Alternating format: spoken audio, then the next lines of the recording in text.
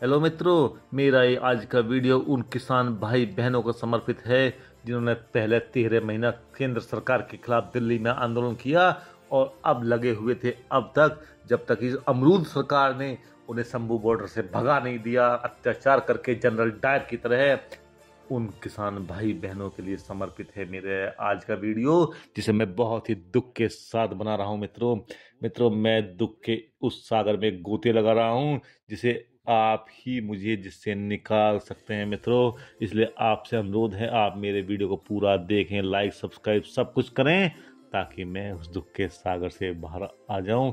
मित्रों, इन सबसे पहले मैं आपका अपना मोहम्मद यादव आपके अपने YouTube channel an Indian update पर आपका हार्दिक स्वागत और अभिनंदन करता हूं।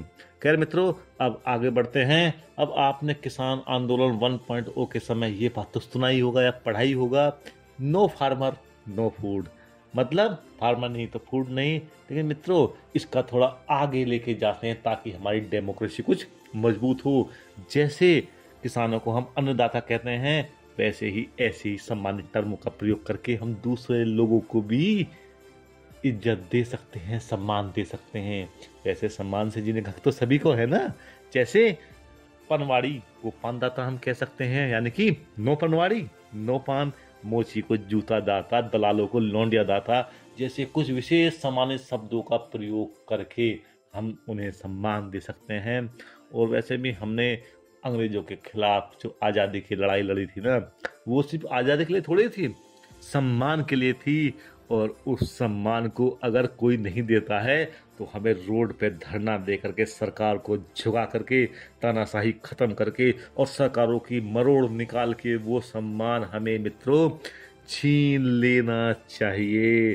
जैसा कि हमारे बक्कल मास्टर अक्सर हमें बताते हैं मित्रों। और ऐसा ही नहीं है कि यहाँ सिर्फ सम्मान की बात होगी।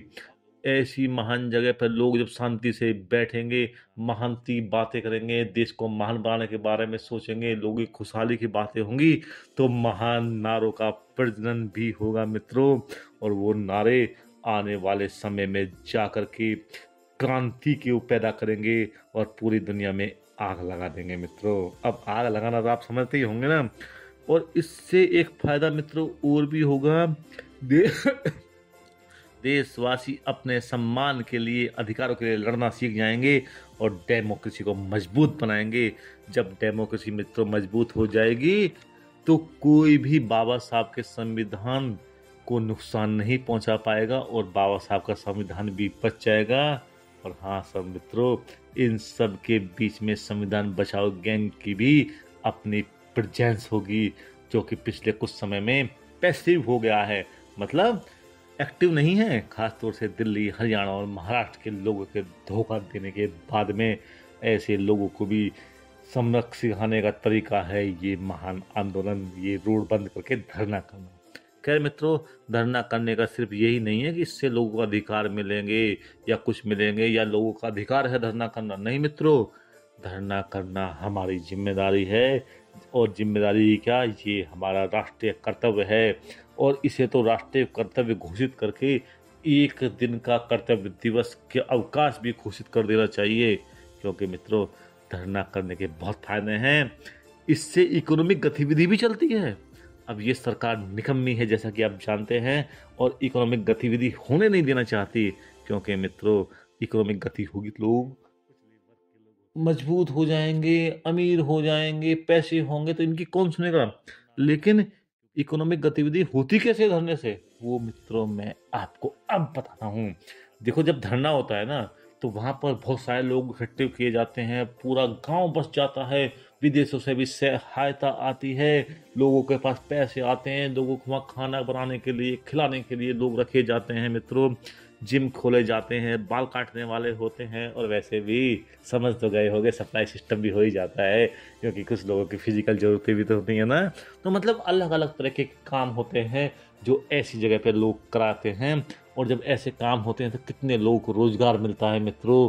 और जितने भी आलतू फालतू लोग होते हैं जो अपने घर से परेशान होते हैं, घर वाले उनसे परेशान होते हैं, वो धरने में आकर के बैठ जाते हैं और अच्छा खासा धरना देते हैं और अपने राष्ट्रीय कर्तव्य की इतिश्री भी मित्रों वहीं पे करते हैं। आने वाली पीढ़ियों को सरकारों की मरोड़ निकालने का तरीका भी सिखाते हैं। और मित्रों, ये जो रोजगार करने वाले लोग होते हैं, इनमें आइसक्रीम बेचने वाले, बाल काटने वाले जैसे लोग भी होते हैं। और तुम तो जानते ही हो ना, ये सारे के सारे तो दलित, शोषित, वंचित, दुबले कुचले वर्ग के लोग होते हैं। और मित्रों, ये निकम्मी सरकार चाहती है कि ये लोग धरना ना दें, क्योंकि अगर ये लोग धरना देंगे तो ये दबे कुचले लोग ऊपर आ जाएंगे, सामाजिक आर्थिक रूप से सशक्त हो जाएंगे, फिर इन्हीं की खाट पर बैठेंगे। और ये इस निकम्मी सरकार नहीं चाहती कोई शोषित वंचित व्यक्ति इनके पास बैठा रहे। ये तो चाहते हैं कि गरीब आदमी बस गरीब बना रहे।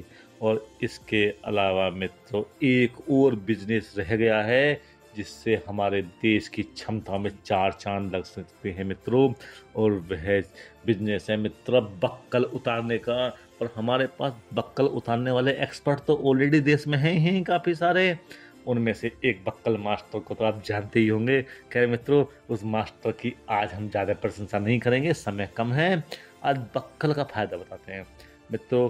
गरीब आदमी बक्कल उतार कर बड़ी बड़ी कंपनियों को बेचकर कुछ पैसे कमा लेगा, अपने बच्चे पाल लेगा, और कंपनियां उस बक्कल का पाउडर बनाकर, दवाई बनाकर पूरी दुनिया में निर्यात करेंगी, जिससे पूरी दुनिया में भारत की बक्कल इंडस्ट्री देश का नाम रोशन करेगी।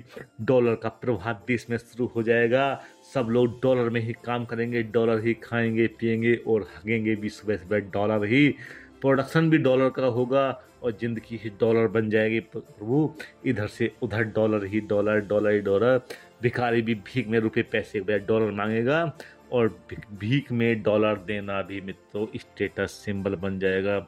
समझो, हमारी खुशहाली का लेवल भी अमेरिका की खुशहाली से $15-20 ज़्यादा ही होगा। लेकिन मित्रों, ये सब तो तब होगा जब धरना होगा। और ये निकम्मी सरकार धरना नहीं देने दे रही, जिससे हमारी बक्कल इंडस्ट्री ग्रो नहीं कर रही है, देश का नाम रोशन नहीं हो रहा है। और मैं इस काम को देशद्रोह की श्रेणी में रखता हूं मित्रों। आप भी रखते होंगे देशद्रोह की श्रेणी में। और इस अंधेरे में एक उम्मीद की किरण बनकर उभरे थे हमारे सर जी। लेकिन इस तानाशाही सरकार ने उस उम्मीद की किरण को, उस उम्मीद की मोमबत्ती को भी सर जी से ही बुझवा दिया। और भगवंत मान जी के द्वारा इन्हीं अन्नदाताओं के धरने को जबरदस्ती खत्म करवा कर एक राष्ट्रीय देशद्रोह का काम इन्होंने कर दिया मित्रों। उन लोगों को अपने राष्ट्रीय कर्तव्यों का पालन करने से रोक दिया। लेकिन मित्रों, इस बीच में आम आदमी कब अमरूद बन गया पता ही नहीं चला। इन निकम्मों ने पता ही नहीं चलने दिया हमें। खैर मित्रों, अगर काम ऐसे ही चलता रहा ना, तो खालिस्तान आंदोलन को हवा भी नहीं मिल पाएगी। क्योंकि आंदोलन को हवा देने के लिए जरूरी है कि धरने प्रदर्शन हो मित्रों, लोग आंदोलन से जुड़े, आंदोलन प्रबल हो, कुछ आग लगे तो उस आग को बुझाने के लिए भी लोगों की जरूरत पड़े, लोगों को भर्ती करना पड़े, जिससे लोगों को रोजगार मिले, देश से बेरोजगारी हमेशा के लिए खत्म हो जाए और सारा तरफ खुशहाली खुशहाली हो। और उस आंदोलन से लगी आग में बहुत सारे लोग झुलस के मर जाएं, उन्हें शहीद बता दिया जाए, और शहीद बता करके उन्हें पेट्रोल पंप दे करके बिजनेस इंडस्ट्री में भी शामिल किया जाए, और जिससे देश की तरक्की हो। लेकिन यह सब तो तब होगा ना जब धरना होगा। लेकिन ई निकम्मी सरकार हमें धरना दे करके देश के विकास में 4 चांद लगाने से रोक रही है मित्रों। ये सरकार निकम्मी है। अब हमारे पंजाब जी को देख लो। पंजाब जी, किसानों पर किए गए अत्याचार के लिए आपको जवाब देना पड़ेगा। नहीं नहीं नहीं नहीं, गलती होगी मित्रों।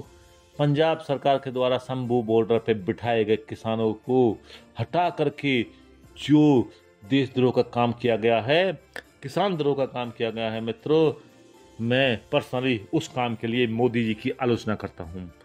मतलब पंजाब सरकार के काम के लिए मोदी जी की आलोचना क्यों? इसका क्या लॉजिक है भाई? लॉजिक वॉजिक हमें नहीं पता और आपको भी नहीं ढूंढना है। जो सुन बोल दिया है वो चुपचाप सुन लो और मान लो। क्योंकि जब से 3 काले कानून आए हैं ना, तब से ही हिंदी में 3 की संख्या को काला घोषित कर देना चाहिए था, जो कि मोदी ने नहीं किया। और अब गिनती ऐसे होनी चाहिए, 1 2 काला 4 5।